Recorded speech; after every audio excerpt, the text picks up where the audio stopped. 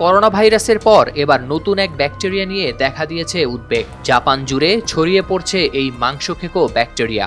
বিরল প্রজাতির এই ব্যাকটেরিয়া মাত্র 48 ঘন্টায় মেরে ফেলতে সক্ষম একজন পূর্ণবয়স্ক মানুষকেও। গ্রুপ এ স্ট্রেপ্টোকোকাস, সংক্ষেপে গাস নামের এই ব্যাকটেরিয়াটির সংক্রমণে যে রোগ হয় সেটির নাম স্ট্রেপ্টোকোকাল টক্সিক শক সিন্ড্রোম বা সংক্ষেপে STSS। এ ব্যাপারে জাপানের সংক্রামক রোগ গবেষণা সংস্থা ন্যাশনাল ইনস্টিটিউট অব ইনফেকশাস ডিজিজের পক্ষ থেকে প্রকাশ করা হয়েছে একটি পরিসংখ্যান। 1999 সাল থেকে এই রোগে আক্রান্ত ও মৃত্যুর তথ্য রেকর্ড করছে সংস্থাটি। চলতি বছর জানুয়ারি থেকে 2 জুন পর্যন্ত বিরল এই রোগে আক্রান্ত হয়েছেন দেশটির অন্তত 977 জন। গত বছর এ রোগে আক্রান্ত হয়েছিলেন 941 জন মানুষ। এছাড়া জাপানে প্রতি বছরই বাড়ছে STS-এ আক্রান্ত হওয়া রোগীদের সংখ্যা। যে হারে জাপানে রোগটি ছড়াচ্ছে তাতে চলতি বছর দেশটিতে এই রোগে আক্রান্ত রোগীর সংখ্যা 2500 ছাড়াবে বলে আশঙ্কা করছেন কর্মকর্তারা।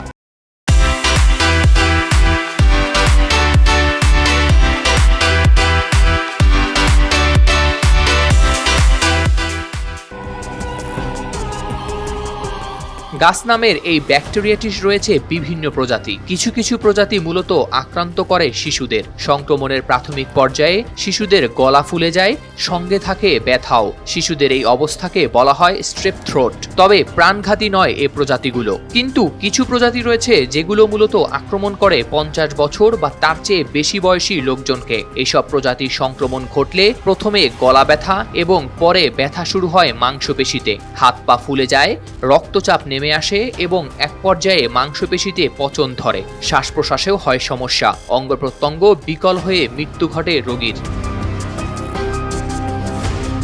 মাংসখেকো এই ব্যাকটেরিয়া সংক্রমণে বেশিরভাগ মানুষের মৃত্যু হয়েছে 2 দিন তথা 48 ঘন্টার মধ্যেই। যা নিয়ে টোকিও উইমেন্স মেডিকেল ইউনিভার্সিটির সংক্রামক রোগ বিভাগের অধ্যাপক কেন কিকুচি ব্লুমবার্গকে বলেন, এসব লক্ষণের প্রকাশ, চূড়ান্ত পর্যায় এবং রোগীর মৃত্যু সবকিছু ঘটে মাত্র 48 ঘন্টার মধ্যে। ব্যাপারটি এমন, সকালে হয়তো রোগীর পা ফুলে গেল, তারপর দুপুরের মধ্যে সেই ফোলাভাব হাঁটু ছাড়িয়ে উরু পর্যন্ত বিস্তৃত হলো।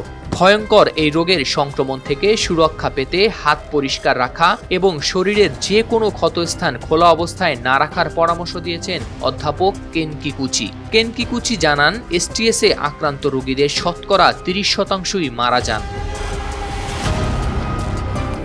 জাতিসংঘের বৈশ্বিক স্বাস্থ্য নিরাপত্তা বিষয়ক অঙ্গ সংগঠন বিশ্ব স্বাস্থ্য সংস্থা WHO এর তথ্য অনুযায়ী জাপান ছাড়াও আরও কয়েকটি দেশে ছড়াচ্ছে এই রোগ। 2022 সালের শেষ দিক থেকে ইউরোপের 5টি দেশে শনাক্ত হয়েছে এই ব্যাকটেরিয়ার উপস্থিতি।